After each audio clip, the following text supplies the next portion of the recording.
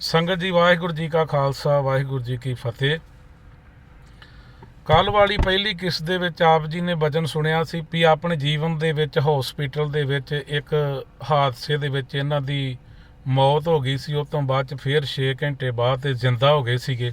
ਆਓ ਜੀ ਆਪਾਂ ਅੱਜ ਉਹਨਾਂ ਦੇ ਜੀਵਨ ਦੀ ਇਹ ਦੂਸਰੀ ਘਟਨਾ ਤੁਹਾਡੇ ਨਾਲ ਸਾਂਝੀ ਕਰਦੇ ਹਾਂ ਜੀ।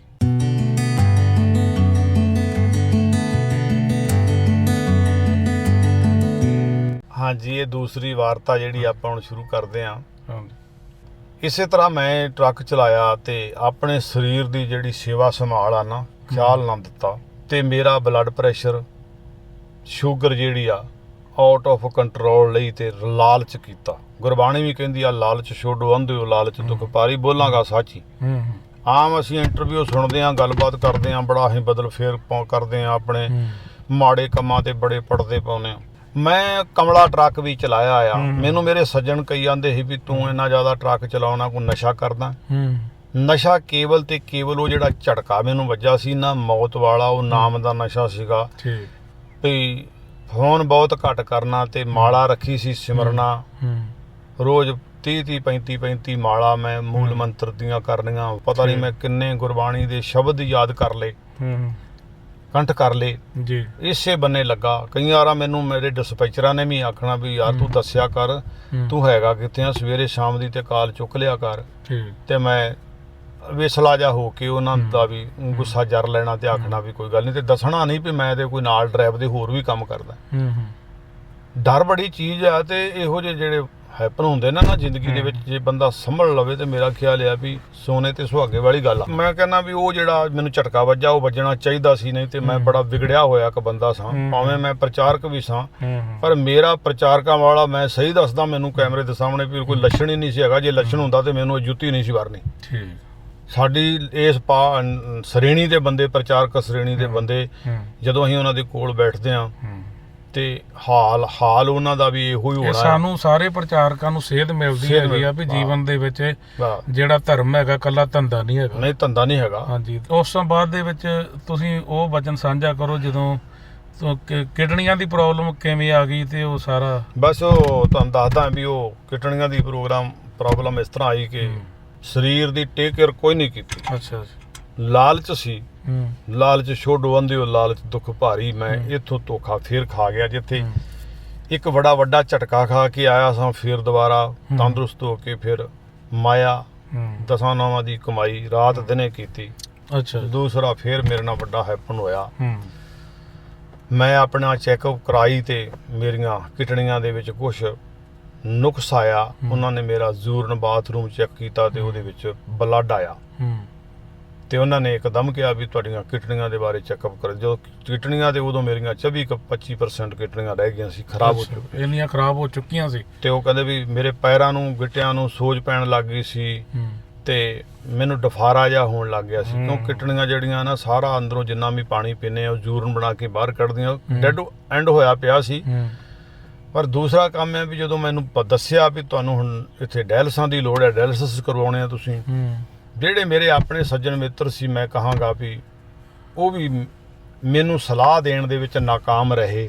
ਉਹਨਾਂ ਨੇ ਚੰਗੀ ਸਲਾਹ ਨਹੀਂ ਦਿੱਤੀ। ਮੈਂ ਇੱਕ ਸਮਾਜ ਨੂੰ ਜਾਂ ਤੁਹਾਨੂੰ ਸੁਨੇਹਾ ਦਿੰਦਾ ਵੀ ਡਾਕਟਰਾਂ ਦੀ ਗੱਲ ਜ਼ਰੂਰ ਮੰਨ ਲਿਆ ਕਰੀਏ। ਮੈਂ ਡਾਕਟਰਾਂ ਦੀ ਗੱਲ ਨਾ ਮੰਨੀ ਤੇ ਮੈਂ ਆਪਣੇ ਸੱਜਣਾਂ ਦੇ ਨਾਲ ਸਲਾਹ ਕੀਤੀ ਤੇ ਉਹ ਕਹਿੰਦੇ ਵੀ ਤੂੰ ਡਾਇਲਸਿਸ ਨਾ ਕਰਵਾਵੀਂ, ਤੂੰ ਮਾਰਿਆ ਜਾਣਾ ਆ, ਤੇਰੀ ਮੌਤ ਹੋ ਜਾਣੀ ਆ। ਜਿੰਨੇ ਬੰਦੇ ਡਾਇਲਸਿਸ ਤੇ ਜਾਂਦੇ ਨੇ ਤੇ ਸਾਰੇ ਮਾਰੇ ਜਾਂਦੇ ਨੇ। ਕਿਸੇ ਨੇ ਕੁਛ ਕਿਹਾ, ਕਿਸੇ ਨੇ ਕੁਛ ਕਿਹਾ, ਤੇ ਮੈਂ ਅਜੇ ਜਿਉਣਾ ਚਾਹੁੰਦਾ ਸਾਂ ਤੇ ਮੈਨੂੰ ਦੁਬਾਰਾ ਮੌਤ ਮੇਰੇ ਸਾਹਮਣੇ ਫਿਰ ਖੜੀ ਦਿਸੇ।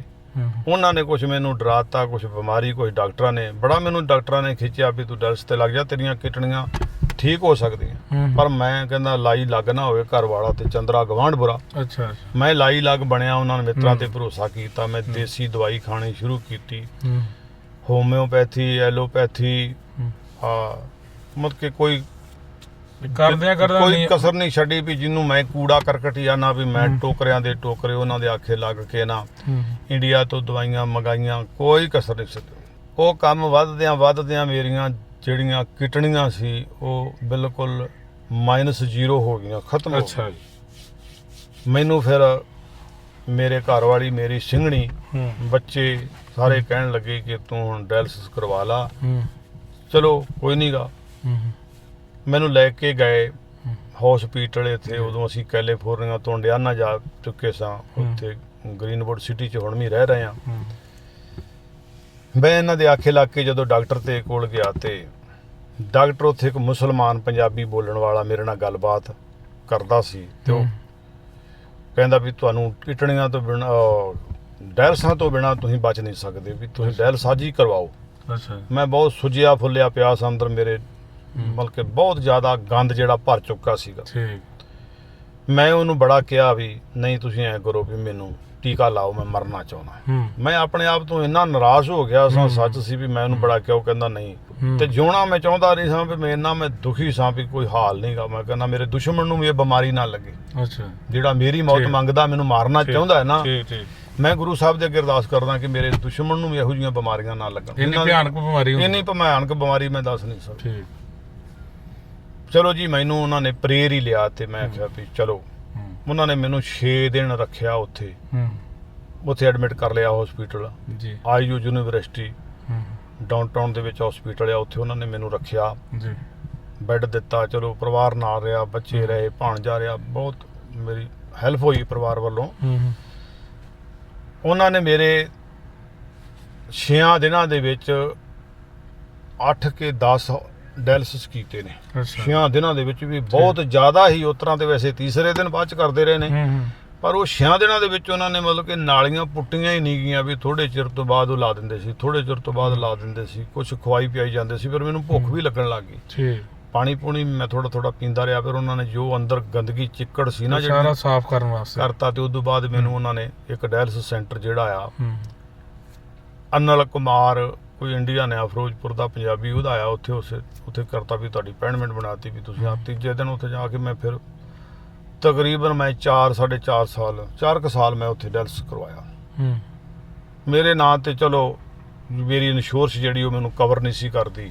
ਕਿੰਨੇ ਦਿਨ ਬਾਅਦ ਜਾਂਦੀ ਸੀ? ਹਫਤੇ ਦੇ ਵਿੱਚ 3 ਵਾਰਾਂ ਕਰਾਉਣਾ ਜੀ, ਹਰ ਤੀਸਰੇ ਦਿਨ। 4 ਸਾਲ ਲਗਾਤਾਰ ਮੈਂ ਬੱਲੇ। ਲਗਾਤਾਰ ਅੱਛਾ ਜੀ ਕਰਵਾਇਆ। ਤੇ ਉਦੋਂ ਬਾਅਦ ਮੈਨੂੰ ਇੰਸ਼ੋਰੈਂਸ ਨਹੀਂ ਸੀ ਮੇਰੇ ਕੋਲ ਹੈਗੀ, ਤੇ ਖਰਚਾ ਬਹੁਤ ਵੱਡਾ ਸੀ, ਹੂੰ ਤੇ ਮੈਨੂੰ ਰਜਿਸਟਰ ਨਹੀਂ ਕਰਦੇ ਕਿਡਨੀ ਵਾਸਤੇ। ਠੀਕ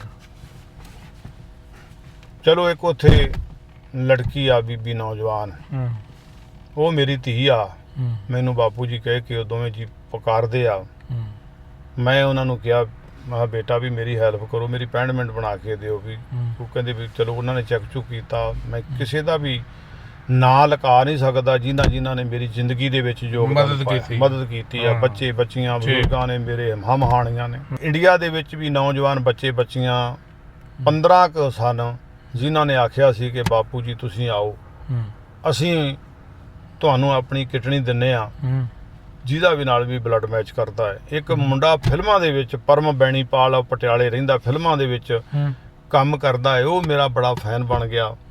ਉਹਨੇ ਲਿਖ ਕੇ ਮੈਨੂੰ ਭੇਜਿਆ ਕਿ ਮੇਰੇ ਸਰੀਰ ਦਾ ਕੋਈ ਵੀ ਅੰਗ ਪਾਰਟ ਚਾਹੀਦਾ ਤੇ ਮੈਂ ਤੁਹਾਨੂੰ ਬਾਬਾ ਜੀ ਦੇਵਾਂਗਾ, ਤੁਸੀਂ ਆਓ, ਮੇਰੀ ਭਾਵੇਂ ਡੈਥ ਹੋ ਜਾਏ, ਮੈਂ ਤੁਹਾਨੂੰ ਬਚਾਉਣਾ ਚਾਹੁੰਦਾ। ਮੈਨੂੰ ਉਹ ਕਿਵੇਂ ਤੁਹਾਡਾ ਵਾਕਫ ਬਣਿਆ ਸੀ? ਬਸ ਇਸ ਤਰ੍ਹਾਂ ਹੀ ਗਰੁੱਪ ਦੇ ਵਿੱਚ ਹੀ ਉਹ ਵੀ ਸੀ, ਤੇ ਇਸ ਤਰ੍ਹਾਂ ਕਰਕੇ ਤੇ ਫਿਰ ਉਹਨਾਂ ਨਾਲ ਡਾਇਰੈਕਟ ਫੋਨ ਤੇ ਗੱਲਾਂ ਬਾਤਾਂ ਹੋਣ ਲੱਗੀਆਂ, ਤੇ ਪਤਾ ਨਹੀਂ ਉਹਨੂੰ ਮੇਰੀਆਂ ਕਿਹੜੀਆਂ ਗੱਲਾਂ ਚੰਗੀਆਂ ਲੱਗੀਆਂ। ਅੱਛਾ ਅੱਛਾ ਤੇ ਉਹਨੇ ਲਿਖ ਕੇ ਭੇਜ ਦਿੱਤਾ ਉਸ ਗਰੁੱਪ ਦੇ ਵਿੱਚ। ਅੱਛਾ ਹੋਰ ਕਿਹੜੇ ਬੰਦੇ ਜਿਹੜੇ ਕਹਿੰਦੇ ਕਿਡਨੀਆਂ ਦੇ ਜਿਹੜੇ ਉਸ ਤਰ੍ਹਾਂ ਮੇਰੇ ਨਾਲ, ਜਿਨ੍ਹਾਂ ਨੂੰ ਮੈਂ ਜਾਣਦਾ ਵੀ ਨਾ, ਮੈਂ ਕੁਛ ਇੱਕ ਗਰੁੱਪ ਵੀ ਸਾਡਾ ਚੱਲਦਾ ਹੁੰਦਾ ਸੀ, ਹੁਣ ਵੀ ਇੱਕ ਚੱਲਦਾ, ਪਰ ਉਦੋਂ ਇੱਕ ਹੋਰ ਗਰੁੱਪ ਹੁੰਦਾ ਸੀ, ਉਹਦੇ ਵਿੱਚ ਕਾਫੀ ਪਰਿਵਾਰ ਜੁੜੇ ਹੋਏ ਸਨ। ਉੱਥੇ ਮੈਂ ਗੁਰਮਤਿ ਦੀਆਂ ਬਾਣੀ ਦੀਆਂ ਵਿਚਾਰਾਂ ਪਾਉਂਦਾ ਹੁੰਦਾ ਸੀ, ਤੇ ਉਹ ਗੁਰੂ ਸ਼ਬਦ ਦੇ ਦੁਆਰਾ ਹੀ ਮੈਂ ਇੱਥੇ ਪਹੁੰਚਿਆ। ਕਿਡਨੀ ਦੇ ਦਾਂਗੇ ਤੁਹਾਨੂੰ ਕਹਿੰਦੇ? ਹਾਂ ਜੀ, ਵੀ ਤੁਹਾਡੇ ਬੋਲ ਸਾਨੂੰ ਪਿਆਰੇ ਲੱਗਦੇ ਨੇ। ਮੈਨੂੰ ਨਹੀਂ ਪਤਾ ਕਿਉਂ ਲੱਗਦੇ ਨੇ, ਮੇਰਾ ਜੀਵਨ ਏਡਾ ਸੁੰਦਰ ਨਹੀਂ ਹੈਗਾ। ਗੁਰੂ ਸਾਹਿਬ ਨੇ ਕਿਰਪਾ ਕੀਤੀ, ਤੇ ਮੈਨੂੰ ਜਦੋਂ ਡਾਕਟਰ ਦਾ ਨਾਮ ਹੈ ਮੁਹੰਮਦ ਯਕੂਬ, ਬੜੀ ਸੋਹਣੀ ਪੰਜਾਬੀ ਬੋਲਦਾ ਹੈ ਤੇ ਬੜੇ ਪਿਆਰ ਨਾਲ, ਲਿਆਕਤ ਨਾਲ ਬੋਲਦਾ ਹੈ, ਰਜਿਸਟਰ ਕਰਕੇ ਮੈਨੂੰ ਕਹਿੰਦਾ ਕਿ ਮਹਿਲ ਸਿੰਘ ਜੀ, ਰਜਿਸਟਰ ਤੇ ਤੁਸੀਂ ਹੋ ਗਏ ਜੇ, ਲਾਈਨ 'ਚ ਲੱਗ ਗਏ ਜੀ, ਤੇ ਤੁਹਾਡਾ ਨੰਬਰ ਜਿਹੜਾ ਆ ਬਹੁਤ ਦੂਰ ਹੈ, ਵੀ 4 ਤੋਂ ਲੈ ਕੇ 5 ਸਾਲ ਤੱਕ ਤੁਹਾਨੂੰ ਕਿਡਨੀ ਨਹੀਂ ਮਿਲ ਸਕਦੀ, ਤੇ ਜੇ ਮਿਲ ਜਾਵੇ ਤੇ ਗੁਰੂ ਕਿਰਪਾ ਕਰੇ, ਜਿਸ ਰੱਬ ਨੂੰ ਤੂੰ ਮੰਨਦਾ ਹੈ ਤੇ ਭਾਵੇਂ ਕੱਲ ਨੂੰ ਹੀ ਤਿਆਰੀ ਰੱਖੀ, ਪਰ ਜਿਹੜੀ ਸਾਡੀ ਲਿਸਟ ਦੱਸਦੀ ਹੈ ਉਹ 4 ਤੋਂ 5 ਸਾਲ ਤੱਕ ਤੇਰਾ ਨੰਬਰ ਨਹੀਂ ਆਉਣ ਵਾਲਾ। ਅੱਛਾ ਫਿਰ ਹੁਣ ਕਰਨਾ ਕੀ ਸੀ, ਮੇਰੀ ਤਾਂ ਕੋਈ ਪੇਸ਼ ਨਹੀਂ ਸੀ ਜਾਂਦੀ। ਸਤਬਚਨ ਡਾਕਟਰ ਸਾਹਿਬ ਜੀ ਕਰਕੇ ਘਰ ਆ ਗਏ ਆ, ਤੇ ਜਿੱਥੇ ਮੈਂ ਇੰਨਾ ਹੀ ਕਮਜ਼ੋਰ ਸਾਂ, ਹਰ ਰੋਜ਼ ਮੈਂ ਗ੍ਰੀਨਵੁੱਡ ਸਾਹਿਬ ਗੁਰੂ ਹਰਗੋਬਿੰਦ ਸਾਹਿਬ ਜੀ ਤੇ ਨਾਂ ਤੇ ਗੁਰਦੁਆਰਾ ਸਾਹਿਬ ਆ, ਉੱਥੇ ਮੈਂ ਹਰ ਰੋਜ਼ ਜਾਣਾ। ਸ਼ਾਮ ਨੂੰ ਸੋਦਾ ਰਹਿਰਾ ਸਾਹਿਬ ਜੀ ਦਾ ਪਾਠ, ਆਰਤੀ ਕੀਰਤਨ ਦੀ ਚੌਂਕੀ ਭਰਨੀ, ਤੇ ਸਮਾਪਤੀ ਤੋਂ ਬਾਅਦ ਮੈਂ ਸਤਿਗੁਰੂ ਗੁਰੂ ਗ੍ਰੰਥ ਸਾਹਿਬ ਜੀ ਮਹਾਰਾਜ ਜੀ ਨੂੰ ਆਪਣੇ ਸੀਸ ਤੇ ਸਜਾ ਕੇ ਸੱਚਖੰਡ ਲੈ ਕੇ ਜਾਣਾ। ਤੇ ਉੱਥੇ ਪ੍ਰਬੰਧਕਾਂ ਤੇ ਸੰਗਤਾਂ ਨੂੰ ਵੀ ਆਖਿਆ ਸੀ ਵੀ ਮੇਰਾ ਸਮਾਂ ਨੇੜੇ ਆ ਗਿਆ ਆ, ਮੈਨੂੰ ਇਹ ਸੇਵਾ ਦੇ ਦਿਓ, ਮੁੜ ਕੇ ਪਤਾ ਨਹੀਂ ਮੈਂ ਕਿੱਥੇ ਜਾਣਾ, ਇਹ ਮੌਕਾ ਮਿਲਣਾ। ਤੇ ਚਲੋ ਉਹਨਾਂ ਪ੍ਰਬੰਧਕਾਂ ਨੇ ਵੀ ਮੈਨੂੰ ਸੇਵਾ ਦਿੱਤੀ, ਤੇ ਮੇਰੇ ਸੀਸ ਦੇ ਉੱਤੇ ਸਤਿਗੁਰੂ ਬਿਰਾਜਮਾਨ ਹੋ ਕੇ ਸੱਚਖੰਡ ਤੱਕ ਜਾਂਦੇ ਸੀ। ਸਵੇਰੇ ਨਹੀਂ ਸੀ ਮੇਰੇ ਤੋਂ ਆਇਆ ਜਾਂਦਾ, ਕਿਉਂ ਸਰੀਰ ਕਮਜ਼ੋਰ ਸੀ, ਸਵੇਰੇ ਨਹੀਂ ਸੀ ਆਇਆ ਜਾਂਦਾ। ਸ਼ਾਮ ਦੀ ਮੈਂ ਹਾਜ਼ਰੀ ਭਰਨ ਲੱਗ ਗਿਆ। ਬਸ ਜੀ ਸਤਿਗੁਰੂ ਨੇ ਕਿਰਪਾ ਕੀਤੀ ਆ, ਤੇ ਪੂਰੇ 30 ਦਿਨਾਂ ਬਾਅਦ ਮੇਰਾ ਫੋਨ ਬੰਦ ਆ। ਸ਼ਾਮ ਨੂੰ ਮੈਂ ਗੁਰੂ ਦੇ ਦਰ ਦੇ ਉੱਤੇ ਹਾਜ਼ਰੀ ਭਰਨ ਵਾਸਤੇ ਗਿਆ, ਬੈਠਾ ਆ, ਤੇ ਮੇਰੇ ਆਪਣੇ ਬੇਟੇ ਦਾ, ਮੁੰਡੇ ਦਾ, ਗੁਰਮੁਖ ਦਾ ਫੋਨ ਆਇਆ। ਹੋਰ ਵੀ ਬੜੀਆਂ ਕਾਲਾਂ ਆਈਆਂ, ਪਰ ਮੈਨੂੰ ਪਤਾ ਨਹੀਂ, ਮੈਂ ਹੁਣ ਪਤਾ ਨਹੀਂ ਕੌਣ ਮੈਨੂੰ ਕਾਲਾਂ ਕਰੀ ਜਾਂਦਾ। ਉਹ ਆ ਗਈਆਂ ਸੀ ਹਸਪੀਟਲ ਤੋਂ ਕਾਲਾਂ। ਤੇ ਇਧਰੋਂ ਜਦੋਂ ਮੁੰਡੇ ਦੀ ਕਾਲ ਆਈ ਆ, ਤੇ ਮੈਂ ਸਹਿਜ ਨਾ ਚੁੱਕੀ ਕਾਲ। ਮੈਂ ਕਿਹਾ ਵੀ ਕੀ ਗੱਲ ਆ, ਮੈਂ ਤਾਂ ਗੁਰਦੁਆਰੇ ਆ। ਮੈਨੂੰ ਕਹਿੰਦਾ ਵੀ ਪਾਪਾ ਤੁਹਾਡੇ ਵਾਸਤੇ ਕਿਡਨੀ ਮਿਲ ਗਈ ਆ, ਕਿਸੇ ਗੋਰੇ ਨੇ ਦੇਣੀ ਕਰ ਲਈ ਆ, ਤੇ ਤੁਸੀਂ ਹਸਪੀਟਲ ਵਾਲੇ ਫੋਨ ਤੁਹਾਨੂੰ ਬੜੇ ਆ ਰਹੇ, ਤੁਸੀਂ ਚੁੱਕਦੇ ਕਿਉਂ ਨਹੀਂ ਗਏ? ਤੁਸੀਂ ਹੁਣੇ ਜਾਓ। ਤੇ ਉਹਨਾਂ ਨੇ ਸੱਦਿਆ ਵੀ ਤੁਹਾਡੀ ਸਵੇਰੇ 7:30 7 ਵਜੇ ਸਰਜਰੀ ਹੋਣੀ ਆ, ਤੇ ਤੁਸੀਂ ਹੁਣੇ ਰਾਬਤਾ ਕਰੋ। ਉੱਥੇ ਉਦੋਂ ਭਾਈ ਗੁਰਮੀਤ ਸਿੰਘ ਜੀ ਹੁੰਦੇ ਸੀ, ਗ੍ਰੰਥੀ ਸਿੰਘ। ਉਹਨਾਂ ਨੂੰ ਮੈਂ ਦੱਸਿਆ ਵੀ ਤੁਸੀਂ ਆਓ ਮਾੜਾ ਜਿਹਾ, ਤੇ ਮੈਂ ਤੁਹਾਨੂੰ ਦੱਸਣਾ। ਉਹ ਬਾਹਰ ਜਾ ਕੇ ਉਹਨਾਂ ਨਾਲ ਗੱਲਬਾਤ ਕੀਤੀ, ਤੇ ਉਹਨੇ ਵੀ ਮੈਂ ਅਰਦਾਸ ਕਰਿਓ ਜੀ, ਕਿਰਪਾ ਹੋ ਗਈ ਹੈ ਮਹਾਰਾਜ ਦੀ। ਬੜਾ ਉਹ ਖੁਸ਼ ਹੋਇਆ, ਤੇ ਮੈਨੂੰ ਸੀਸ ਵੀ ਦਿੱਤੀ। ਬੜੇ ਪਿਆਰੇ ਗੁਰਸਿੱਖ ਨੇ ਭਾਈ ਗੁਰਮੀਤ ਸਿੰਘ ਜੀ। ਚਲੋ ਜੀ ਮੈਂ ਘਰ ਗਿਆ, ਮੈਂ ਆਪਣੀ ਸਿੰਘਣੀ ਨੂੰ ਨਾਲ ਲਿਆ, ਅਸੀਂ ਗਏ, ਤੇ ਉਹਨਾਂ ਨੇ ਮੈਨੂੰ ਦੱਸਿਆ ਵੀ ਆਹ ਕੁਛ ਆ, ਤੇ ਇਸ ਤਰ੍ਹਾਂ ਕਰਕੇ ਆ ਵੀ 35 ਸਾਲ ਦਾ ਗੋਰਾ ਜੰਗ ਆ, ਤੇ ਉਹਨਾਂ ਨੇ ਤੁਹਾਨੂੰ ਕਿਡਨੀ ਡੋਨੇਟ ਕਰਨ ਵਾਸਤੇ ਕਿਹਾ ਆ, ਦਾਨ ਦੇ ਵਿੱਚ। ਅੱਛਾ, ਗੁਰੂ ਦੀ ਕਿਰਪਾ ਹੋਈ, ਪਾਤਸ਼ਾਹ ਜੀ ਨੇ ਨਿਰਗੁਣ ਰਾਖ ਲਿਆ, ਸੰਤਨ ਕਾ ਸਦਕਾ ਸਤਿਗੁਰ ਢਾਕ ਲਿਆ ਮੋਹਿ ਪਾਪੀ ਪੜ। ਉਹ ਉੱਥੋਂ ਦਾ ਹੀ? ਉੱਥੋਂ ਦਾ, ਹਾਂਜੀ ਇੰਡੀਆਨਾ ਦਾ ਹੀ ਸੀ। ਅੱਛਾ ਜੀ, ਇੰਡੀਅਨ ਐਪਲਸ। ਉਸ ਹਸਪੀਟਲ ਦੇ ਲਾਗੇ ਬੰਨੇ ਹੀ ਉਹਨਾਂ ਦਾ ਘਰ ਸੀ ਕਿਤੇ। ਚਲੋ ਵਾਹਿਗੁਰੂ ਨੇ ਕਿਰਪਾ ਕੀਤੀ। ਸਵੇਰੇ ਫਿਰ ਇਸ਼ਨਾਨ ਪਾਣੀ ਕੀਤਾ ਹੈ, ਗੁਰਦੁਆਰੇ ਗਏ ਅਸੀਂ। ਉੱਧਰੋਂ ਭਾਣਜਾ ਵੀ ਆ ਗਿਆ ਗੱਡੀ ਲੈ ਕੇ। ਅਸੀਂ ਹਸਪੀਟਲ ਪਹੁੰਚ ਗਏ ਆ ਸਾਰੇ ਜਾਣੇ। ਉੱਥੇ ਜਾ ਕੇ ਗੱਲਬਾਤ ਕੀਤੀ ਆ, ਉਹਨਾਂ ਨੇ ਮੈਨੂੰ ਬੈੱਡ ਦਿੱਤਾ ਆ, ਪਾ ਲਿਆ। ਉੱਥੇ ਇੱਕ ਨਰਸ ਨੇ ਟੀਕਾ ਲਿਆਂਦਾ ਭਰ ਕੇ, ਮੈਨੂੰ ਕਹਿੰਦੀ ਵੀ ਲਾਉਂਦਿਆਂ ਸਾਰ ਤੂੰ ਸਲੀਪ ਹੋ ਜਾਣਾ, ਤੇ ਕਹਿੰਦੇ ਵੀ ਅਸੀਂ ਤੇਰੇ ਤੋਂ ਲਿਖਵਾ ਲਿਆ 100%। ਅਸੀਂ ਯਕੀਨ ਇਹ ਨਹੀਂ ਦਿਵਾਉਂਦੇ, ਇਹ ਪ੍ਰਮਾਤਮਾ ਦੇ ਆਵਾਸੇ ਆ ਵੀ ਸਰਜਰੀ ਬਹੁਤ ਵੱਡੀ ਆ ਤੇ ਬੜੀ ਖਤਰਨਾਕ ਆ। ਹੋ ਸਕਦਾ ਵੀ ਤੁਸੀਂ ਨੀਂਦ ਵਿੱਚੋਂ ਨਾ ਹੀ ਉੱਠੋ, ਵੀ ਤੁਸੀਂ ਡੈਡੀ ਹੋ ਜਾਓ, ਮਰ ਵੀ ਜਾਓ। ਮੈਂ ਕਿਹਾ ਓਕੇ। ਮੈਂ ਕਿਹਾ ਵੀ ਇੱਕ ਕੰਮ ਜ਼ਰੂਰ ਕਰਿਓ। ਉੱਥੇ ਫਿਰ ਮੇਰੀਆਂ ਗੱਲਾਂ ਹੋਈਆਂ ਉਹਨਾਂ ਦੇ ਨਾਲ ਵੀ ਜੇ ਮੈਂ ਠੀਕ ਨਾ ਹੋ ਸਕਾਂ, ਮੇਰੀ ਕੋੜਿਆਂ ਵਾਲੀ ਨਰਕ ਵਾਲੀ ਜ਼ਿੰਦਗੀ ਬਣ ਚੁੱਕੀ ਆ, ਤੇ ਮੈਂ ਕਿਹਾ ਵੀ ਮੈਂ ਤੁਹਾਨੂੰ ਆਪਣੀਆਂ ਭੈਣਾਂ ਧੀਆਂ ਸਮਝਦਾ ਹਾਂ, ਮੈਨੂੰ ਕੋਈ ਤੁਹਾਨੂੰ ਪਾਪ ਨਹੀਂ ਲੱਗੂਗਾ, ਮੈਨੂੰ ਇਸ ਬੈੱਡ ਤੋਂ ਫਿਰ ਬਕਸੇ ਵਿੱਚ ਹੀ ਪਾ ਦਿਓ, ਮੈਂ ਜਿਉਣਾ ਨਹੀਂ ਚਾਹੁੰਦਾ। ਅੱਕ ਚੁੱਕਾ ਸਾਂ, ਮੈਂ ਦੁਖੀ ਹੋ ਚੁੱਕਾ ਸਾਂ। ਮੈਨੂੰ ਵਾਰ-ਵਾਰ ਇਹ ਗੱਲ ਕਹਿਣੀ ਲੋੜੇ, ਮੈਂ ਉੱਥੇ ਹੱਥ ਜੋੜੇ ਆ ਕਰਕੇ ਪਏ ਹੋਏ ਨੇ। ਚਲੋ ਜੀ ਉਹ ਜਿਹੜੀ ਨਰਸ ਸੀ, ਉਹਨੇ ਟੀਕਾ ਹੱਥ 'ਚ ਫੜਿਆ, ਤੇ ਨਾਲੇ ਗੱਲਾਂ ਕਰਦੀ ਰਹੀ, ਤੇ ਮੈਨੂੰ ਕਹਿੰਦੀ ਵੀ ਮੈਂ 1 1 2 3 ਕਰਕੇ ਟੀਕਾ ਲਾਵਾਂਗੀ, ਤੇ ਲਾਉਂਦਿਆਂ ਸਾਰ ਮੈਂ ਸੂਈ ਬਾਅਦ 'ਚ ਪੱਟਾਂਗੀ, ਤੁਸੀਂ ਬੇਹੋਸ਼ ਹੋ ਜਾਣਾ, ਵੀ ਇੰਨੀ ਸਪੀਡ ਦੇ ਨਾਲ ਤੁਸੀਂ ਬਹੁਤ ਜ਼ਿਆਦਾ ਬੇਹੋਸ਼ ਹੋ ਜਾਣਾ। 3 ਮੈਨੂੰ ਸੁਣਿਆ, ਬਾਅਦ ਕੁਝ ਨਹੀਂ ਸੁਣਿਆ, ਅਜੇ ਵੀ ਮੈਨੂੰ ਯਾਦ ਆ। ਉਸ ਤੋਂ ਬਾਅਦ ਮੈਨੂੰ ਨਹੀਂ ਸੁਣਿਆ। 7 ਘੰਟੇ ਦਾ 6 ਤੋਂ 7 ਘੰਟੇ ਦਾ ਉਹਨਾਂ ਨੇ ਆਖਿਆ ਸੀ ਵੀ ਤੁਹਾਡਾ ਆਪਰੇਸ਼ਨ ਜਿਹੜਾ ਹੋਵੇਗਾ, ਪਰ ਕਾਰਨ ਹੈ ਕਿ ਮੈਨੂੰ 9 9.5 ਘੰਟੇ ਲਾਏ। ਅੱਛਾ, ਉਹ ਕਾਰਨ ਹੈ ਕਿ ਮੈਨੂੰ ਜਾਗ ਸੁਰਤ ਜਿਹੜੀ ਆ 9.5 ਘੰਟਿਆਂ ਬਾਅਦ ਆਈ, ਕਿ ਮੈਨੂੰ ਉਹਨਾਂ ਨੂੰ ਇੱਕ ਸ਼ਾਟ ਨਸ਼ੇ ਦਾ, ਬੇਹੋਸ਼ੀ ਦਾ ਹੋਰ ਲਾਉਣਾ ਪਿਆ। ਉਹਨਾਂ ਨੇ ਦੱਸਿਆ ਵੀ ਤੂੰ ਵਿੱਚੋਂ ਹਿੱਲ ਜੁਲ ਕਰਨ ਲੱਗ ਗਿਆ ਸਾਂ, ਸਰਜਰੀ ਅਜੇ ਕੰਪਲੀਟ ਨਹੀਂ ਸੀ ਹੋਈ, ਤੇ ਤੂੰ ਪੈਰ ਹੱਥ ਜਿਹੜੇ ਨੇ ਉਹ ਲਾਉਣ ਲੱਗ ਗਿਆ ਸੀ, ਅਸੀਂ ਇੱਕ ਫਿਰ ਹੋਰ ਲਾਇਆ, ਇਸ ਕਰਕੇ ਤੈਨੂੰ ਜ਼ਿਆਦਾ ਡਬਲ ਟਾਈਮ ਲੱਗਾ। ਉਹ ਕਹਿੰਦੇ ਸੀ ਵੀ ਤੈਨੂੰ 15 ਦਿਨ ਇੱਥੇ ਸਰਜਰੀ ਤੋਂ ਬਾਹਰ ਰੱਖਣਾ ਹੈ। ਤੇ ਬਾਅਦ 'ਚ ਮੇਰੀ ਜਦੋਂ ਜਾਗ ਖੁੱਲੀ, ਤੇ ਉਹਨਾਂ ਨੇ ਟੈਸਟ ਲਏ, ਤੇ ਮੈਨੂੰ ਵਧਾਈ ਵੀ ਦਿੱਤੀ ਵੀ ਤੁਹਾਡੀ ਬਿਲਕੁਲ ਸਹੀ 100% ਕਿਡਨੀ ਚੱਲ ਗਈ ਆ। ਇਹ ਪਹਿਲਾ ਕੇਸ ਆਇਆ ਜਿੱਥੇ 22,000 ਤੋਂ ਵੱਧ ਅਸੀਂ ਇਸ ਥੀਏਟਰ 'ਚ ਹੁਣ ਤੱਕ ਕਿਡਨੀਆਂ ਬਦਲ ਚੁੱਕੀਆਂ। ਪਹਿਲੇ ਤੁਸੀਂ ਹੋ, ਵੇਖੋ ਗੁਰੂ ਸਤਿਗੁਰੂ ਕਿਰਪਾ ਕਿੰਨੇ ਕਰਦੇ ਆ ਵੀ ਜਿਹੜੀ ਪਾਉਂਦਿਆਂ ਸਾਰ ਕਿਡਨੀ ਜਿਹੜੀ ਆ ਉਹਨੇ ਕਵਰ ਕਰ ਲਿਆ ਸਾਰਾ ਕੁਝ, ਕਵਰ ਕਰ ਲਿਆ। 15 ਦਿਨ ਅਸੀਂ ਰੱਖਦੇ ਆ, ਪਰ ਮੈਨੂੰ ਉਹਨਾਂ ਨੇ ਤੀਸਰੇ ਦਿਨ ਘਰ ਨੂੰ ਤੋਰਤਾ ਸੀ। ਕਹਿੰਦੇ ਮਿਸਟਰ ਸਿੰਘ ਜੋ ਲੱਕੀ ਪਰਫੈਕਟ ਬਿਲਕੁਲ ਜਾ ਕੇ ਆਪਣੀ ਟੇਕ ਕਰੋ। ਮੈਨੂੰ ਆਪਣੀ ਕਾਰ ਵਿੱਚ ਮੁੰਡਾ ਬਹਾ ਕੇ ਲੈ ਕੇ ਗਿਆ ਹੈ ਬੇਟਾ ਮੇਰਾ, ਨਾਲ ਡਾਕਟਰ ਤੇ ਨਰਸ ਜਿਹੜੇ ਉਹ ਮੇਰੇ ਆਪਣੀ ਗੱਡੀ ਤੇ ਗਏ ਨੇ, ਮੇਰਾ ਥਾਂ ਵੇਖ ਕੇ ਆਏ, ਘਰ-ਬਾਰ ਵੇਖ ਕੇ ਆਏ ਮੈਨੂੰ ਵੀ ਬਿਲਕੁਲ ਸੈੱਟ ਹੈ, ਤੇ ਨਾਲ ਟ੍ਰੀਟਮੈਂਟ ਦੱਸ ਕੇ ਆਇਆ। ਤੇ ਉਦੋਂ ਬਾਅਦ ਸਤਿਗੁਰੂ ਦੀ ਕਿਰਪਾ ਹੋਈ। ਅੱਛਾ, ਫਿਰ ਮੈਂ ਇੱਥੇ ਤੁਹਾਡੀ ਗੱਲ ਰੋਕ ਕੇ ਵਿੱਚੋਂ ਇਹ ਪੁੱਛਣਾ ਚਾਹੁੰਦਾ ਵੀ ਇਹ ਤੁਹਾਨੂੰ ਜਿਹੜੀ ਕਿਡਨੀ ਦਿੱਤੀ ਗੋਰੇ ਨੇ ਦਿੱਤੀ? ਗੋਰੇ ਨੇ ਦਿੱਤੀ। ਉਸ ਤੋਂ ਬਾਅਦ ਵਿੱਚ ਤੁਹਾਡੇ ਕੋਲ ਰਿਲੇਸ਼ਨ ਦੇ ਵਿੱਚ ਕੋਈ ਇੱਥੇ ਹੈ ਨਹੀਂ ਸੀ ਕੋਈ ਜਿਵੇਂ ਪਰਿਵਾਰ ਦੇ ਵਿੱਚੋਂ ਕਈ ਕਹਿ ਦਿੰਦੇ ਆ ਵੀ ਅਸੀਂ ਕਿਡਨੀ ਦੇ ਦਿੰਦੇ ਆ, ਜਾਂ ਇਸ ਰਿਸ਼ਤੇਦਾਰੀ ਚੋਂ ਕੁਝ? ਪਹਿਲਾ ਨੰਬਰ ਤੇ ਤੁਸੀਂ ਇਹ ਗੱਲ ਨਾ ਹੀ ਪੁੱਛਦੇ ਤੇ ਚੰਗਾ ਸੀ, ਕਿਉਂਕਿ ਘਰ ਕੀ ਨਾਰ ਬਹੁਤ ਇਤਜਾਂਸਿयों ਸਦਾ ਰਹਿਤ ਸੰਗ ਲਾਗੀ। ਹਾਂਜੀ। ਜਬ ਹੀ ਹੰਸ ਤਜੀ ਇੱਕ ਆਇਆ ਪ੍ਰੇਤ ਪ੍ਰੇਤ ਕਰ ਭਾਗੀ। ਹਾਂਜੀ।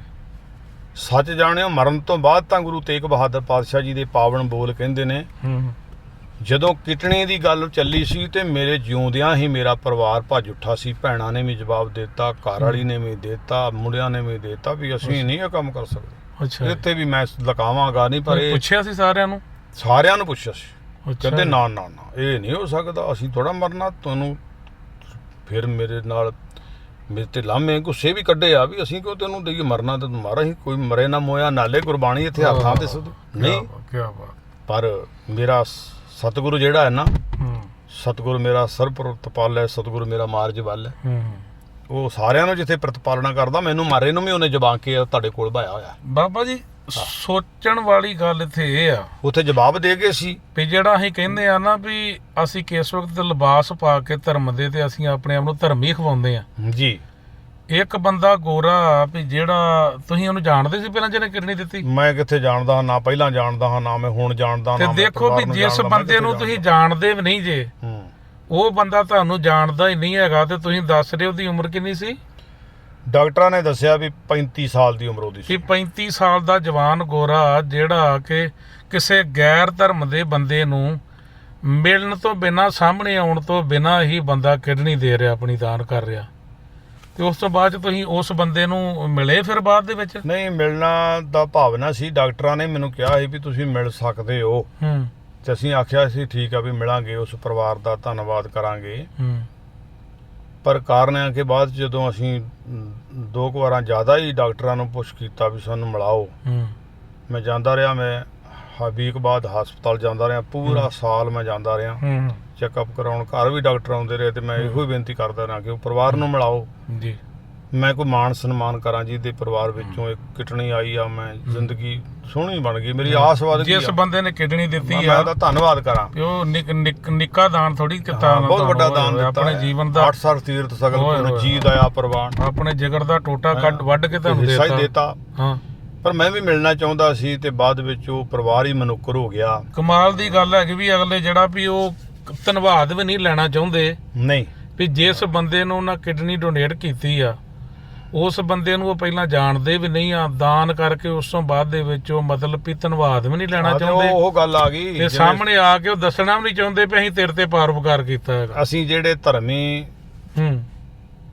ਅਖਵਾਉਨੇ ਆ, ਧਰਮੀ ਨਹੀਂ ਹੈਗੇ, ਅਸੀਂ 200-400 500-700 ਰੁਪਏ ਦਾ ਪੱਖਾ ਗੁਰਦੁਆਰੇ ਚੜਾ ਕੇ ਸਾਰੇ ਟੱਬਰ ਦਾ ਨਾਂ ਲਿਖਾ ਦਿੰਨੇ ਆ। ਦੇਖੀਦਾ ਹੁਣ ਵੀ ਮਾੜਾ ਮੋਟਾ ਕਿਤੇ ਮਾੜਾ ਮੋਟਾ ਕੋਈ ਡੋਨੇਸ਼ਨ ਦਿੰਦਾ, ਉਹਦੇ ਨਾਂ ਲਿਖਾਉਨੇ ਆ, ਕੋਈ ਮਾੜੀ ਮੋਟੀ ਸੇਵਾ ਕਰਦਾ, ਅਸੀਂ ਗ੍ਰੰਥੀਆਂ ਨਾਲ ਲੜ ਪੈਨੇ ਆ, ਤੂੰ ਸਾਡਾ ਨਾਂ ਨਹੀਂ ਬੋਲਿਆ, ਮੈਂ 100 ਰੁਪਇਆ ਦਿੱਤਾ ਤੇ ਨਾਮ ਨਹੀਂ ਬੋਲਿਆ, ਮੇਰੇ ਇੱਥੇ ਨਾਂ ਕਿਉਂ ਨਹੀਂ ਲਿਖਿਆ, ਮੇਰਾ ਇੱਥੇ ਬੈਨਰ 'ਚ ਨਾਂ ਕਿਉਂ? ਬੜਾ ਇੱਥੇ ਵਿਸਤਾਰ ਆ, ਆਪਾਂ ਹੁਣ ਜ਼ਿਆਦਾ ਕੀ ਬੋਲਾਂਗੇ, ਬਸ ਇਸ਼ਾਰਾ ਹੀ ਸਿਆਣੇ ਬੰਦੇ ਆ। ਸਾਡੀ ਦਸ਼ਾ ਜਿਹੜੇ ਅਸੀਂ ਪਰ ਧਰਮ ਦੇ ਠੇਕੇਦਾਰ ਆ, ਦਾਅਵੇਦਾਰ ਆ, ਅਸੀਂ ਆਪਣੇ ਨਾਂ ਨੂੰ ਸਿਰ ਤੇ ਚੁੱਕ ਕੇ ਸਪੀਡ ਫੜੀ ਹੋਈ ਹੈ ਵੀ ਫਟਾਫਟ ਦੱਸਦੇ ਆ, ਆਪਣੇ ਅਹੁਦੇ ਦੱਸਦੇ ਆ। ਮੈਂ ਜਥੇਦਾਰ ਆ, ਮੈਂ ਹੈਡ ਗ੍ਰੰਥੀ ਆ, ਮੈਂ ਪ੍ਰਧਾਨ ਆ, ਜਿਨ੍ਹਾਂ ਨੇ ਆਪਣਾ ਸਰੀਰ ਵੱਢ ਕੇ ਦਿੱਤਾ। ਉਹਨਾਂ ਆਖਿਆ ਸੀ ਜਿਹੜਾ ਗੁਰੂ ਨਾਨਕ ਪਾਤਸ਼ਾਹ ਜੀ ਦਾ ਪੈਗਾਮ ਸੀ ਨਾ, ਉਹ ਜਿਸ ਧਰਤੀ ਤੇ ਆਇਆ, ਉਹਨਾਂ ਨੇ ਅਡਾਪਟ ਨਹੀਂ ਕੀਤਾ, ਧਾਰਨ ਨਹੀਂ ਕੀਤਾ। ਆ ਲੋਕ ਆ ਬੰਦਿਆਂ ਨੇ ਉਹ ਜਿਹੜੇ ਆਂਦੇ ਅਸੀਂ ਰੱਬ ਨੂੰ ਨਹੀਂ ਮੰਨਦੇ, ਉਹਨਾਂ ਨੇ ਰੱਬ ਦੇ ਸਿਧਾਂਤ ਨੂੰ ਮੰਨ ਲਿਆ। ਇਨਸਾਨੀਅਤ ਹੈਗੀ ਆ, ਪਰਉਪਕਾਰ ਹੈਗਾ, ਬੰਦਿਆਂ ਦੇ ਹੈਗੀ ਆ। ਅੱਜ ਸਾਨੂੰ ਸ਼ਰਮ ਆਉਂਦੀ ਆ ਇਹਨਾਂ ਵਾਲੇ ਜਿਹੜੇ ਕੰਮ ਇਹਨਾਂ ਨੇ ਕੀਤੇ ਨੇ ਤੇ ਕਰ ਰਹੇ ਨੇ ਇਨਸਾਨੀਅਤ ਦੇ। ਅਸੀਂ ਵਿਦੇਸ਼ੀ ਬੰਦੇ ਇੱਥੇ ਵਸੇ ਆ, ਸਾਨੂੰ ਪੂਰੇ ਹੱਕ ਅਧਿਕਾਰ ਮਿਲੇ ਹੋਏ ਨੇ, ਅਸੀਂ ਸੁਰੱਖਿਅਤ ਆ। ਅਸੀਂ ਉਸ ਧਰਤੀ ਤੇ ਸੁਰੱਖਿਅਤ ਨਹੀਂ ਹੈਗੇ। ਸਾਡਾ ਉੱਥੇ ਹੁਣ ਕਰੋਨੇ ਦਾ ਕਰਕੇ ਕਿੰਨੀਆਂ ਲਾਪਰਵਾਹੀ ਨਾਲ ਮੌਤਾਂ ਹੋ ਗਈਆਂ ਨੇ। ਦਾਅਵੇ ਕਰਨ ਵਾਲੇ ਲੀਡਰ ਭੱਜ ਕੇ ਭਗੌੜੇ ਹੋ ਗਏ। ਡਾਕਟਰਾਂ ਨੇ ਵੀ ਉਹ ਕਰਮ ਕੀਤਾ ਤੇ ਬੰਦਿਆਂ ਦੇ ਡਾਕਟਰਾਂ ਨੇ ਲੋਕਾਂ ਦੇ ਸਰੀਰਾਂ ਦੇ ਵਿੱਚੋਂ ਕਿਡਨੀਆਂ ਕੱਢ ਕੇ ਤੇ ਕਰੋੜਾਂ ਰੁਪਏ ਕਮਾ ਲਏ। ਕਰੋੜਾਂ ਰੁਪਏ ਸਰਕਾਰਾਂ ਤੋਂ ਵੀ ਲੈ ਗਏ ਤੇ ਸਰਕਾਰਾਂ ਵੀ ਵਿਸਲੀਆਂ ਹੋ ਗਈਆਂ। ਹਾਂ, ਸਰੀਰ ਦੇ ਹਿੱਸੇ ਕੱਢ ਕੇ ਉਹਨਾਂ ਨੇ ਵੇਚ ਦਿੱਤੇ, ਬੰਦੇ ਮਾਰ ਕੇ। ਅਸੀਂ ਆਪਣੇ ਆਪ ਨੂੰ ਤੇ ਜਾਂ ਉਸ ਧਰਤੀ ਦੇ ਲੋਕਾਂ ਨੂੰ, ਡਾਕਟਰਾਂ ਨੂੰ, ਇੱਕ ਡਾਕਟਰ ਰੱਬ ਹੁੰਦਾ ਕਹਿੰਦਾ, ਡਾਕਟਰ ਰੱਬ ਹੁੰਦੇ ਨੇ। ਉਹ ਜਿਹੜੇ ਆਪੇ ਬਣੇ ਹੋਏ ਰੱਬ ਨੇ, ਜਿਨ੍ਹਾਂ ਤੇ ਸਾਨੂੰ ਅੱਜ ਤੱਕ ਯਕੀਨ ਸੀ, ਅਸੀਂ ਉਹਨਾਂ ਅੱਗੇ ਸਿਰ ਨਵਾਈਏ, ਉਹਨਾਂ ਨੂੰ ਸਲਾਮ ਕਰੀਏ ਜਿਨ੍ਹਾਂ ਨੇ ਬੇਅੰਤ ਜ਼ਿੰਦਗੀਆਂ ਨੂੰ ਬਰਬਾਦ ਕਰ ਦਿੱਤਾ ਕਿ ਇਹਨਾਂ ਨੂੰ ਕਰੀਏ ਜਿਹੜੇ ਰੱਬ ਨੂੰ ਮੰਨਦੇ ਹੀ ਨਹੀਂ। ਹਾਂਜੀ, ਮੇਰਾ ਮੇਨ ਮਕਸਦ ਜਿਹੜੀ ਦੂਸਰੀ ਤੁਹਾਡੀ ਘਟਨਾ ਨਾ, ਇਹ ਸੰਗਤ ਨਾਲ ਸਾਂਝੀ ਕਰਨ ਦਾ ਇਹ ਮਤਲਬ ਸੀ ਵੀ ਪਤਾ ਲੱਗੇ ਸਾਡੇ ਜਿਹੜੇ ਪੰਜਾਬੀ ਜਿਹੜੇ ਆਪਣੇ ਆਪ ਤੇ ਬੜਾ ਮਾਣ ਕਰਦੇ ਆ ਵੀ ਬੜੇ ਤਗੜੇ ਪਰਉਪਕਾਰੀ ਆ, ਨਿੱਕੀ ਸੇਵਾ ਕਰਕੇ, ਨਿੱਕੇ ਕੰਮ ਕਰਕੇ ਤੇ ਵੀਡੀਓ ਤੇ ਉਸ ਵਕਤ ਹੀ ਬਣਾ ਕੇ ਵੀਡੀਓ ਮੀਡੀਆ ਦੇ ਉੱਤੇ ਉਹ ਪ੍ਰਦਰਸ਼ਨ ਕਰਦੇ ਉਹਦਾ। ਤੇ ਮੈਂ ਦੱਸਣਾ ਇਹੀ ਚਾਹੁੰਦਾ, ਕਮਾਲ ਦੀ ਗੱਲ ਆ ਵੀ ਇੱਕ ਗੋਰੇ ਨੇ ਕਿਡਨੀ ਦਾਨ ਕਰਕੇ ਤੇ ਉਸ ਤੋਂ ਬਾਅਦ ਦੇ ਵਿੱਚ ਉਹ ਸਾਹਮਣੇ ਧੰਨਵਾਦ ਲੈਣ ਵਾਸਤੇ ਵੀ ਨਹੀਂ ਆਇਆ। ਤੇ ਜਿਹਨੂੰ ਕਿਡਨੀ ਦੇਣੀ ਉਹਦਾ ਧਰਮ ਵੀ ਨਹੀਂ ਪੁੱਛਿਆ, ਜਾਤ ਨਹੀਂ ਪੁੱਛੀ, ਪਾਤ ਨਹੀਂ ਪੁੱਛੀ, ਤੇ ਉਹਨੇ ਕਿਹਾ ਵੀ ਜ਼ਰੂਰਤ ਹੈਗੀ ਕਿਸੇ ਨੂੰ ਜੀਵਨ ਦਾਨ ਮਿਲਦਾ ਹੈਗਾ ਤੇ ਮੇਰੀ ਕਿਡਨੀ ਹਾਜ਼ਰ ਆ। ਤੇ ਕਿੰਨਾ ਤਗੜਾ ਪਰਉਪਕਾਰ ਹੈ। ਤੇ ਦੂਜਾ ਗੱਲ ਹੈ ਵੀ ਅਸੀਂ ਵੇਖ ਲੋ ਕਰਦੇ ਵੀ ਕੁਛ ਨਹੀਂ ਹੈਗੇ, ਬਾਣਾ ਵੀ ਪਾਇਆ ਤੇ ਨਾ ਕਰਨ ਦੇ ਬਾਵਜੂਦ ਵੀ ਅਸੀਂ ਗਾਂ ਲੰਬੀ ਧੌਣ ਕੀਤੀ ਹੁੰਦੀ ਆ ਵੀ ਆ ਸਰੋਪਾ ਅੱਜ ਮੇਰੇ ਗਲ 'ਚ ਪੈ ਜਾਵੇ। ਸਰੋਪੇ ਲੈਣ ਵਾਲੀ ਸਾਡਾ ਤਾਤਾ ਲੱਗਾ ਹੋਇਆ ਹੈ। ਕਰਤੂਤ ਪਸ਼ੂ ਕੀ ਮਾਨਸ ਜਾਤ, ਲੋਕ ਪਚਾਰਾ ਕਰੇ ਦਿਨ ਰਾਤ। ਕਰਮ ਅਸੀਂ ਪਸ਼ੂਆਂ ਵਾਲੇ ਕਰਦੇ ਆ ਤੇ ਸਰੋਪਿਆਂ ਦੀਆਂ ਪੰਡਾਂ ਹੀ ਘਰ ਲੈ ਆਉਨੇ ਆ। ਕੁਰਬਾਨੀ ਕਿਹੜੀ ਆ। ਤੇ ਤੁਸੀਂ ਉਹਦੇ ਵਿੱਚ ਇੱਕ ਮੇਰੇ ਨਾਲ ਇੱਕ ਹੋਰ ਗੱਲ ਦਾ ਵੀ ਜ਼ਿਕਰ ਕੀਤਾ ਸੀ ਵੀ ਉੱਥੇ ਹੀ ਇੱਕ ਹੋਰ ਆਪਣੀ ਪੰਜਾਬਣ ਸੀ ਕੋਈ ਪਰਮਜੀਤ ਕੌਰ ਨਾਮ ਦੀ, ਜਿਹਨੂੰ ਇੱਕ ਗੋਰੀ ਨੇ, ਛੋਟੀ ਉਮਰ ਦੀ ਗੋਰੀ ਨੇ ਆਪਣੀ ਕਿਡਨੀ ਜਿਹੜੀ ਆ ਉਹ ਡੋਨੇਟ ਕੀਤੀ ਸੀ। ਜੀ ਹਾਂ, ਉਹ ਲੜਕੀ ਆਈ ਸੀ ਫਿਰੋਜ਼ਪੁਰ ਇਲਾਕੇ ਤੋਂ ਸੀ। ਕਿਹੜੀ? ਇੱਥੇ ਹੀ ਇੰਡੀਆਨਾ ਸੇਮ ਹੀ ਹਸਪੀਟਲ ਦੇ ਵਿੱਚ। ਤੇ ਉਹ ਡਾਕਟਰ ਦਾ ਕੋਰਸ ਕਰਨ ਵਾਸਤੇ ਆਈ ਸੀ ਤੇ ਉਹ ਵੀ ਬਿਮਾਰੀ ਨੇ ਖਾ ਲਈ ਸੀ। ਇੱਥੇ ਆਣ ਕੇ ਨਾ ਉਹਦੀ ਕਿਡਨੀਆਂ ਡੈਡ ਹੋ ਗਈਆਂ, ਖਰਾਬ ਹੋ ਗਈਆਂ। ਅੱਛਾ, ਤੇ ਕਿਡਨੀਆਂ ਫੇਲ ਹੋ ਗਈਆਂ ਉਹਦੀਆਂ। ਤੇ ਉਹ ਆ ਗਈਆਂ, ਆਏ ਤੇ ਵੇਖੋ ਡਾਕਟਰ ਬਣ ਤੇ ਉਹਦੀਆਂ ਕਿਡਨੀਆਂ ਫੇਲ ਹੋ ਗਈਆਂ। ਤੇ ਉਹਦੀ ਦੋਸਤ ਨੇ, ਗੋਰੀ ਨੇ, ਉਹਦੀ ਗੋਰੀ ਦੋਸਤ ਨੇ ਫਿਰ ਆਖਿਆ ਵੀ ਮੈਂ ਤੈਨੂੰ ਇੱਕ ਆਪਣੀ ਕਿਡਨੀ ਦਿੰਨੀ ਆ। ਉਹਨੇ ਹਾਂ ਕੀਤੀ ਤੇ ਮੁੜ ਕੇ ਬਾਅਦ ਵਿੱਚ ਉਹ ਕਿਡਨੀ ਟ੍ਰਾਂਸਪਲਾਂਟ ਹੋਣ ਤੋਂ ਬਾਅਦ ਵਿੱਚ ਸਾਡਾ ਮਿਲਾਪ ਹੋਇਆ ਹੈ ਉੱਥੇ ਉਸ ਹਸਪੀਟਲ 'ਚ। ਤੇ ਅਸੀਂ ਗੱਲਬਾਤ ਕਰਨ ਲੱਗ ਗਏ ਆ ਵੀ ਸਾਨੂੰ 8 ਦਿਨ ਜਾਣਾ ਪੈਂਦਾ ਸੀ। ਉਹ ਵੀ ਆਉਂਦੀ ਸੀ ਕਿ ਮੈਂ ਕਿਹਾ ਵੀ ਬੇਟਾ ਤੁਸੀਂ ਕਿਵੇਂ, ਕਿੱਥੋਂ ਆਏ? ਉਹਨੇ ਫਿਰ ਦੱਸਿਆ ਵੀ ਅੰਕਲ ਜੀ ਆਹ ਗੱਲ ਇਸ ਤਰ੍ਹਾਂ ਆ ਤੇ ਮੈਂ ਇੱਥੇ ਡਾਕਟਰ ਦਾ ਕੋਰਸ ਕਰਨ ਵਾਸਤੇ ਆਈ ਸਾਂ ਤੇ ਮੇਰਾ ਆਹ ਕੰਮ ਹੋਇਆ। ਦੱਸੀ ਵੀ ਮੈਂ ਗੋਰੀ ਨਾਲ ਰਹਿੰਦੀ ਸਾਂ ਤੇ ਉਹਨੇ ਮੈਨੂੰ ਕਿਡਨੀ ਦਿੱਤੀ ਆ। ਤੇ ਮੈਂ ਕਿਹਾ ਫਿਰ ਸਾਰੀ ਗੱਲ ਦੱਸ। ਚਲੋ ਉਹਨੇ ਟੂ ਦੀ ਪੁਆਇੰਟ ਵਿੱਚ ਮੈਨੂੰ ਗੱਲ ਦੱਸੀ ਵੀ ਜਦੋਂ ਉਹਨੇ ਮੈਨੂੰ ਹਾਂ ਕੀਤੀ ਤੇ ਮੈਨੂੰ ਯਕੀਨ ਨਹੀਂ ਸੀ ਆਉਂਦਾ ਵੀ ਪਤਾ ਨਹੀਂ ਵੀ ਇੱਕ ਰੋਮਾਂਟਿਕ ਆ, ਪਰ ਉਹ ਮੈਨੂੰ ਦਿਲੋਂ ਪਿਆਰ ਕਰਦੀ ਸੀ। ਉਹ ਕੁੜੀ ਨੇ ਦੱਸਿਆ ਵੀ ਕੁੜੀ ਮੈਨੂੰ ਬਹੁਤ ਪਿਆਰ ਕਰਦੀ ਸੀ। ਉਹਨੇ ਦੱਸਿਆ ਤੇ ਉਹਨੇ ਆਪਦੀ ਫਿਰ ਮਾਂ ਨੂੰ ਫੋਨ ਕੀਤਾ ਕਿ ਮੈਂ ਆਪਣੀ ਫਰੈਂਡ ਨੂੰ, ਆਪਣੀ ਦੋਸਤ ਨੂੰ ਕਿਡਨੀ ਦੇਣੀ ਆ। ਤੇ ਉਹ ਬੜੀ ਖੁਸ਼ ਹੋਈ। ਉਹਨੇ ਆਪਣੀ ਮਾਂ ਨੂੰ ਜਦੋਂ ਦੱਸਿਆ ਤੇ ਮਾਂ ਉਹਦੀ ਬੜੀ ਖੁਸ਼ ਹੋਈ। ਇੱਥੇ ਮੇਰਾ ਦਿਮਾਗ ਦੂਜੇ ਬੰਨੇ ਜਾਂਦਾ, ਸੋਚ ਜਾਂਦੀ ਆ ਜੇ ਸਾਡੇ ਇੰਡੀਆ ਦਾ ਕੋਈ ਬੱਚਾ, ਪੰਜਾਬ ਦਾ ਬੱਚਾ ਆਪਣੇ ਮਾਂ ਪਿਓ ਨੂੰ ਪੁੱਛਦਾ ਤੇ ਉਹਨਾਂ ਕਹਿਣਾ ਵੀ ਤੂੰ ਪਾਗਲ ਹੋ ਗਿਆ ਵਾ ਵੀ ਆਪਣੀ ਕਿਡਨੀ ਕੱਢ ਕੇ। ਇਹੋ ਗੱਲ ਮੈਂ ਕਰ ਲਾਂਗਾ, ਬਿਲਕੁਲ ਇਸ ਤਰ੍ਹਾਂ ਹੀ ਕਹਿਣਾ ਸੀਗਾ। ਵਾਹ ਵਾਹ ਯਾਰ। ਤੇ ਉਹਨੇ ਖੁਸ਼ੀ ਕੀਤੀ ਤੇ ਉਹਨੇ ਆਖਿਆ ਵੀ ਤੂੰ ਆਪਣੀ ਸਹੇਲੀ ਨੂੰ ਲੈ ਕੇ ਨਾਲ ਆ ਬੇਟਾ ਮੇਰੇ ਕੋਲ, ਤੇ ਮੈਂ ਤੁਹਾਡਾ ਮੂੰਹ ਮਿੱਠਾ ਕਰਾਉਣਾ ਤੇ ਤੂੰ ਬੜਾ ਚੰਗਾ ਕੰਮ ਕੀਤਾ।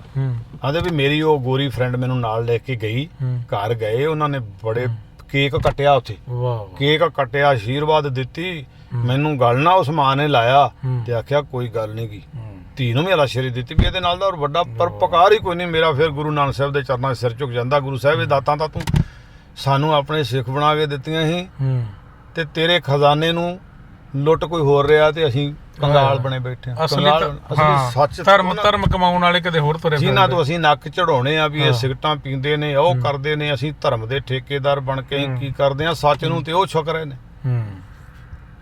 ਤੇ ਸਾਡੇ ਤੇ ਰਹਿ ਕੇ ਗੋਲਕਾਂ ਲੁੱਟਣ ਵਾਸਤੇ ਅਸੀਂ ਆਪਣਿਆਂ ਨੂੰ ਵੀ ਜਵਾਬ ਦੇ ਦਿੰਨੇ ਆ। ਅਸੀਂ ਗੋਲਕਾਂ ਲੁੱਟਣ ਵਾਲੇ ਰਹਿ ਗਏ, ਅਸੀਂ ਪ੍ਰਚਾਰਕਾਂ ਨੂੰ ਝਟਕਣ ਵਾਲੇ ਰਹਿ ਗਏ, ਗੁਰੂ ਘਰਾਂ ਦੇ ਕਬਜ਼ੇ ਕਰਕੇ ਬੈਠੇ ਆ, ਠੇਕੇਦਾਰ ਬੈਠੇ ਆ।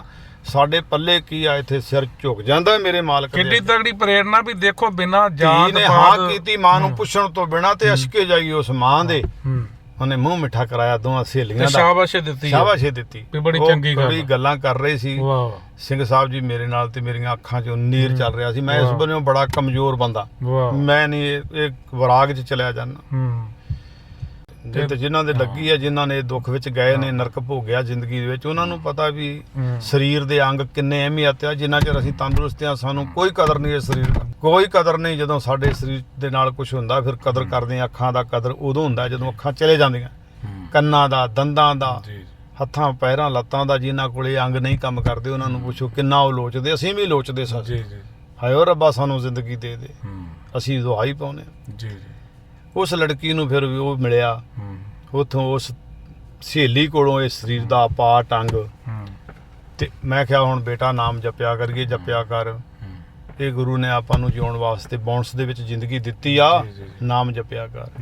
ਚਲੋ ਮੈਂ ਫਿਰ ਬਾਅਦ ਵਿੱਚ ਵੀ ਜਾਂਦਿਆਂ ਰਿਹਾ ਤੇ ਸਾਡੀ ਸੱਸ ਦੀ ਕਾਲ ਹੋ ਜਾਂਦੀ ਰਹੀ ਆ। ਇੰਨੀਆਂ ਕੁ ਗੱਲਾਂ ਸਾਡੀਆਂ ਉਹਨਾਂ ਨਾਲ, ਉਸ ਬੱਚੀ ਨਾਲ ਹੋਈਆਂ। ਵਾਹਿਗੁਰੂ ਉਹਨਾਂ ਨੂੰ ਵੀ ਤੰਦਰੁਸਤੀ ਬਖਸ਼ੇ ਜਿੱਥੇ ਵੀ ਹੋਵੇਗੀ। ਤੇ ਵਾਹਿਗੁਰੂ ਨੇ ਸਾਡੇ ਉੱਤੇ ਵੀ ਬੜੀ ਕਿਰਪਾ ਕੀਤੀ। ਮੈਂ ਹੁਣ ਬਿਲਕੁਲ ਤੰਦਰੁਸਤ ਹਾਂ, ਨਾਰਮਲ ਜ਼ਿੰਦਗੀ ਸੋਹਣੀ ਜਿਉਂਦਾ ਫਿਰਦਾ ਹਾਂ। ਕਿ ਜੇ ਅਸੀਂ ਸਿੱਖਿਆ ਗੁਰ ਵਿਚਾਰ, ਗੁਰੂ ਦੀਆਂ ਵਿਚਾਰਾਂ ਨੂੰ ਜੀਵਨ ਵਿੱਚ ਲਿਆਈਏ ਤੇ ਪਰਪਕਾਰੀ ਬਣੀਏ ਤੇ ਨਾਮ ਜਪੀਏ। ਨਾਮ ਜਪਣ ਤੋਂ ਬਿਨਾ ਕੋਟੀ ਪੈਣੀ ਆ, ਜਿਹੜੀ ਮੈਂ ਕੁੱਟ ਦੀ ਗੱਲ ਆਪਦੇ ਨਾਲ ਦੱਸੀ ਆ, ਮੈਨੂੰ ਬੜੀ ਪਈ ਆ। ਤੇ ਤੁਸੀਂ ਜਪਿਓ, ਬਚ ਜਾਇਓ, ਬੜੀ ਭਿਆਨਕ ਕੁੱਟ ਜੇ। ਤੇ ਮੈਂ ਸਿੱਖ ਸੰਗਤਾਂ ਨੂੰ ਆਨਾ ਵੀ ਮੇਰੀਆਂ ਗਲਤੀਆਂ, ਮੇਰੀਆਂ ਕਮਜ਼ੋਰੀਆਂ ਨਾ ਚਤਾਰਿਓ, ਆਪਣੀਆਂ ਚਤਾਰਿਓ ਤੇ ਰੱਬ ਦਾ ਨਾਂ ਜਪਿਓ। ਕੁੱਟ ਬੜੀ ਪੈਂਦੀ ਜੇ ਤੇ ਧੂ ਕੇ ਕੁੱਟਦੇ ਜੇ ਤੇ ਉਹ ਕੰਮ ਤੋਂ ਬਚ ਜਾਓ। ਆਉਣ ਵਾਲਾ ਅਜਰਾਇਲ ਫਰਿਸ਼ਤਾ ਤੇ ਪੀੜੇ ਕਹਾਣੀ ਪੀੜ ਕੇ ਰੱਖ ਦਿੰਦੇ ਜੇ। ਮੈਂ ਉਸ ਲੇਖਾ ਰੱਬ ਮਗੇਸੀਆ ਬੈਠਾ ਕੱਢ ਵਹੀ ਤਲਬਾਂ ਪਹੁੰਚਣੇ ਆਕੀਆਂ, ਬਾਕੀ ਜਿਨ੍ਹਾਂ ਰਹੀ ਅਜਰਾਇਲ ਫਰਿਸ਼ਤਾ ਹੋਸੀ ਆਏ ਤਈ ਕੂੜ ਨਖੁੱਟੇ ਨਾਨਕਾ ਓੜਕ ਸੱਚ ਰਹੀ। ਆਓ ਸੱਚੇ ਗੁਰੂ ਨਾਲ ਜੁੜੀਏ। ਸੱਚ ਉਹੀ ਹੈਗੀ ਆ, ਉਹੀ ਸੱਚ, ਉਹੀ ਹਾਂਜੀ ਮਰਨਾ ਸੱਚ ਹੈਗਾ, ਹਾਂਜੀ ਜੀਣਾ ਝੂਠ ਹੈ ਜੀ। ਬਿਲਕੁਲ। ਤੇ ਇੱਕ ਹੋਰ ਮੈਂ ਕਹਿਣਾ ਚਾਹੁੰਦਾ ਵੀ ਸਾਡੇ ਕੌਮ ਦੇ ਵਿੱਚ ਜਾਂ ਸਾਡੇ ਬਹੁਤ ਪੰਜਾਬੀ ਵੀਰ ਹੈਗੇ ਆ ਜਿਹੜੇ ਪੰਜਾਬ ਦੇ ਵਿੱਚ ਲੋਕਾਂ ਦੀ ਸੇਵਾ ਕਰ ਰਹੇ, ਮਨੁੱਖਤਾ ਦੀ ਸੇਵਾ ਕਰ ਰਹੇ ਆ ਹੱਥੀਂ ਜਾ ਕੇ। ਤੇ ਰਵੀ ਸਿੰਘ ਵਰਗੇ ਜਿਸ ਤਰ੍ਹਾਂ ਗੁਰਸਿੱਖ ਹੈਗੇ ਆ, ਤੇ ਪੰਜਾਬ ਦੇ ਵਿੱਚ ਬਹੁਤ ਨੌਜਵਾਨ ਲੜਕੀਆਂ ਵੀ ਹੈਗੀਆਂ, ਲੜਕੇ ਵੀ ਹੈਗੇ ਆ। ਉਹਨਾਂ ਨੂੰ ਅਸੀਂ ਮੁਬਾਰਕ ਦਿੰਦੇ ਹੈਗੇ ਆ। ਤੇ ਉਹ ਖੁਸ਼ਕਿਸਮਤ ਹੈਗੇ ਆ ਵੀ ਜਿਹੜੇ ਮਨੁੱਖਤਾ ਦੀ ਸੇਵਾ ਕਰ ਰਹੇ ਆ। ਤੇ ਅਸਲੀ ਧਰਮ ਇਹੀ ਹੈਗਾ, ਪਰਉਪਕਾਰ ਕਮਾਉਣਾ, ਦਇਆ ਧਰਮ ਕਾ ਮੂਲ ਹੈ। ਤੇ ਦਇਆ ਕਰਕੇ ਮਨੁੱਖਤਾ ਦੇ ਉੱਤੇ ਸਭ ਦਾ ਭਲਾ ਕਰਨਾ ਤੇ ਰੱਬ ਨੂੰ ਚੇਤੇ ਰੱਖਣਾ, ਇਹੀ ਜੀਵਨ ਦਾ ਸਭ ਤੋਂ ਵੱਡਾ ਲਕਸ਼, ਜਿਹੜਾ ਸਭ ਤੋਂ ਉੱਚਾ ਤੇ ਸੁੱਚਾ ਲਕਸ਼ ਇਹੀ ਹੈਗਾ ਵੀ ਸੱਚ ਦੇ ਨਾਲ ਜੁੜੇ ਰਹਿ ਕੇ ਮਨੁੱਖਤਾ ਦਾ ਭਲਾ ਕਰਨਾ, ਆਪਣੇ ਪਰਿਵਾਰਾਂ ਦਾ ਭਲਾ ਕਰਨਾ, ਪਰਿਵਾਰਾਂ ਦੀ ਪਰਵਰਿਸ਼ ਕਰਨੀ, ਸੱਚੀਆਂ ਸੁੱਚੀਆਂ ਕਿਰਤਾਂ ਕਰਕੇ। ਸਾਰੀ ਸੰਗਤ ਦਾ ਬਹੁਤ ਬਹੁਤ ਧੰਨਵਾਦ। ਸਾਰੀ ਸੰਗਤ ਫਤਿਹ ਪ੍ਰਵਾਨ ਕਰੋ ਜੀ। ਵਾਹਿਗੁਰੂ ਜੀ ਕਾ ਖਾਲਸਾ, ਵਾਹਿਗੁਰੂ ਜੀ ਕੀ ਫਤਿਹ।